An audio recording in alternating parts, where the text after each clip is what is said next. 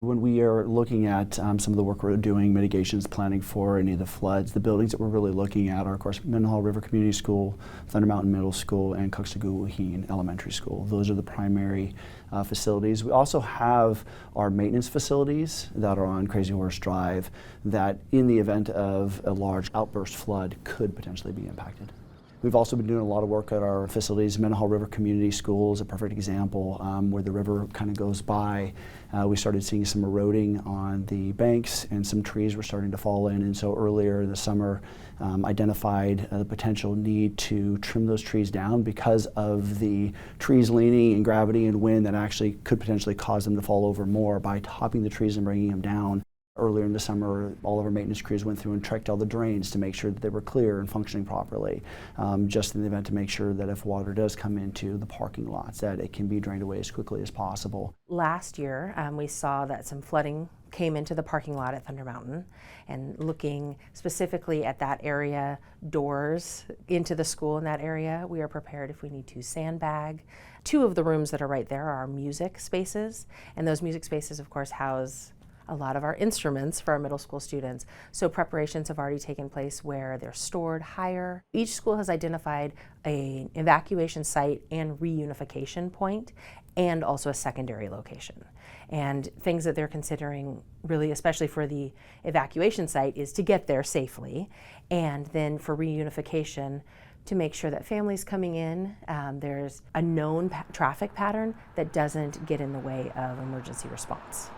So if you think of many of our schools, there's one driveway that gets into that school. So we want to make sure that the reunification is beyond that driveway so that the families can access from the main road.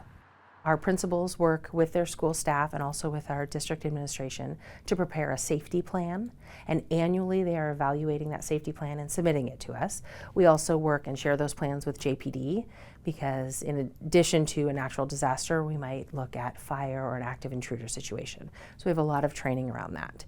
The safety plans include identifying who the incident commander would be, and also backup of 2 to 3 to 4 incident commanders. We also identify who would be the person to help with accountability, so specifically attendance, and what the system is of how we would, from a secondary location or reunification site, how we would release students to their families.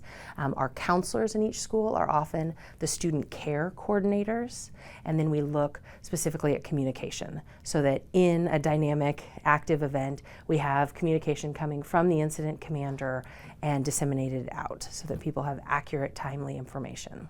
If there is an incident, the community can expect multiple communications through multiple formats. Our Blackboard communication is able to send text messages and also email, and then do a recorded phone call. And then our app is accessible to everyone. The Juneau School District has a app that you can download that has all of it's by school specific. You can get all of our communications that come from our schools or from the district office that really provides all the information. So on the Apple Store or Google Play Store, you can go to Juneau Borough Schools and download it. We would always encourage families to make the best decision with the information that's known to them for the safety of themselves and their children.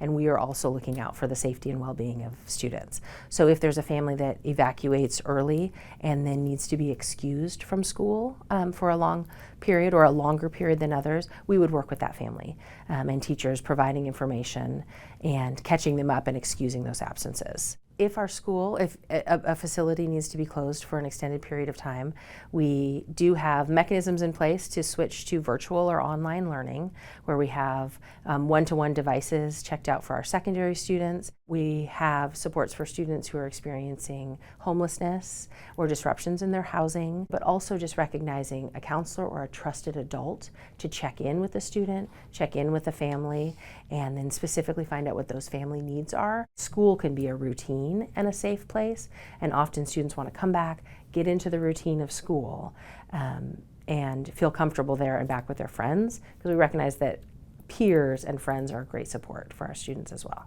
This is something that impacts a whole community, and turns people's lives upside down, and anything I can do, not only from a school perspective as a superintendent, to support the families and support the students and our staff through this process, if it does happen and it happens to them, but also as a community member, what I can do to support people that find themselves, unfortunately being impacted by the flood.